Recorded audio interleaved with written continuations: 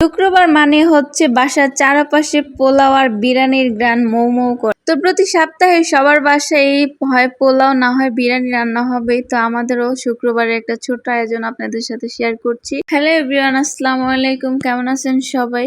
তো প্রায় অনেকদিন পর ভিডিও দিতেছি, হয়তো আপনারা অনেকে আমাকে ভুলেই গেছেন। তো আমি আজকে কি কি রান্না করব সেটা আপনারা হয়তো ক্লিপ দেখে বুঝেই গেছেন। তো আমি রোস্ট রান্নার জন্য মাংসগুলো আগে ভালোভাবে ধুয়ে নিতেছি, আর একটু লেবু দিছিলাম। লেবু দিলে মাংসের যে গন্ধটা সেটা চলে যায়। তো আমি এখন রান্নাটা শুরু করে দিই। মাংসগুলো আমি ধুয়ে তারপর আদা রসুন বাটা দিয়ে আমি লবণ দিয়ে মেখে রাখছিলাম। এখন মাংসগুলো আমি ভেজে নিব একটু তেলে হালকা ভাবে। তো প্যানের মধ্যে আমি মাংসগুলো দিয়ে দিচ্ছি, এই যে আমি এক পাশ উল্টায় নিতেছি। মাংসগুলো আমি হালকা করে একটু ভেজে নিব। তো রোস্টের জন্য মাংস কিন্তু বেশি ভাজা ভাজা করা যাবে না, হালকার মধ্যে একটু ভাজা দিয়ে নামিয়ে নিলাম। তো এই তো মাংসগুলো ভাজা ভাজা করা শেষ, এখন আমি এগুলো নামিয়ে নিলাম। তার মধ্যে আবার আরেকটু তেল দিয়ে আমি দিয়ে দিলাম কিছু মশলা, এলাচ, দারচিনি, তেজপাতা আর কিছু পেঁয়াজ কুচি।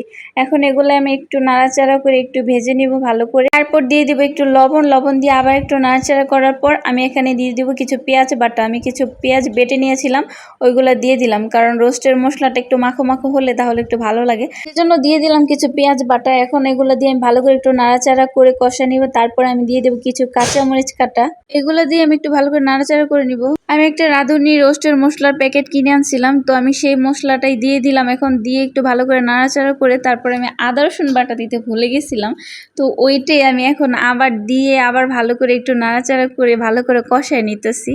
তো এটা একটু কষায় নেওয়ার পরে আমি এখানে দিয়ে দিলাম অল্প একটু পানি দিয়ে আমি ভালো করে আবার কষায় নিব, আর দিয়ে দিলাম টক দই। এখন মশলাটা আমি ভালোভাবে কষায় নিব। কষায় নেওয়ার পরে আমি এখানে দিয়ে দিব সেই ভাজার মাংসগুলা। তো রোস্টের জন্য যে মাংসগুলো ভেজে রাখছিলাম ওই মাংসগুলো এখন আমি মশলার মধ্যে দিয়ে তারপর ভালো করে সবকিছুর সাথে মিক্স করে নিব। তো ভালো করে নাড়াচাড়া করা যেতেছিল না, আমি আস্তে আস্তে একটা একটা করে উল্টে পাল্টে নাড়াচাড়া করে কিছুক্ষণ ঢেকে রেখে আমি মাংসগুলো একটু কষায় নিলাম। এগুলো কষায় নিতেছি, এখন আমি আবার ভালো করে একটু উল্টা পাল্টা দিতেছি। দেখেন কালারটা কত সুন্দর আসছে। তো মাংসটা কষানো হয়ে গেছে, এখন আমি এর মধ্যে দিয়ে দিলাম কিছু দুধ। তো আমি দুধ দিয়ে আবারও ভালো করে কিছুক্ষণ নাড়াচাড়া করে তারপর আমি এটাকে আবার ঢেকে কিছুক্ষণ জাল করব। কিছু আস্ত কাঁচামরিচও দিয়ে দিলাম। তো মাংসটা বলক চলে আসছে, এখন আমি ঢাকনাটা তুলে আবার একটু নাড়াচাড়া করব। তো দেখেন নাড়াচাড়া করার পর আমি ঢেকে আবার কিছুক্ষণ জাল করছি। তো দেখেন তরকারি কালারটাই চেঞ্জ হয়ে আসছে। তো আমার তরকারিটা হয়ে গেছে, এখন এর মধ্যে আমি দিয়ে দিব কিছু বেরেস্তাগুলো আমি আগেই সংগ্রহ করে রাখছিলাম। তো আমরা যখন বেরেস্তা করি প্রায় অনেকগুলো একসাথে করে রাখি, প্রায় 2-3 মাস চলে যায় আমাদের। তো রোস্টের দেখেন ফাইনাল লুক কত সুন্দর লাগতেছে, আর রোস্টের কালারটা কত সুন্দর আসছে। তো দেখেন বেরেস্তাগুলো একটু কিচ্ছু হয় নাই, এখনো পুরোই মচমচে আছে। তো রোস্ট রান্না করা শেষ, এখন আমি পোলাওটা রান্না করব। পোলাও রান্না করার জন্য আমি একটা পাতিল বসা দিছি। এখন এর মধ্যে আমি দিয়ে দিছি ঘি আর কিছু মশলা আর কিছু পেঁয়াজ কুচি দিয়ে আমি কিছুক্ষণ নাড়াচাড়া করে নিব।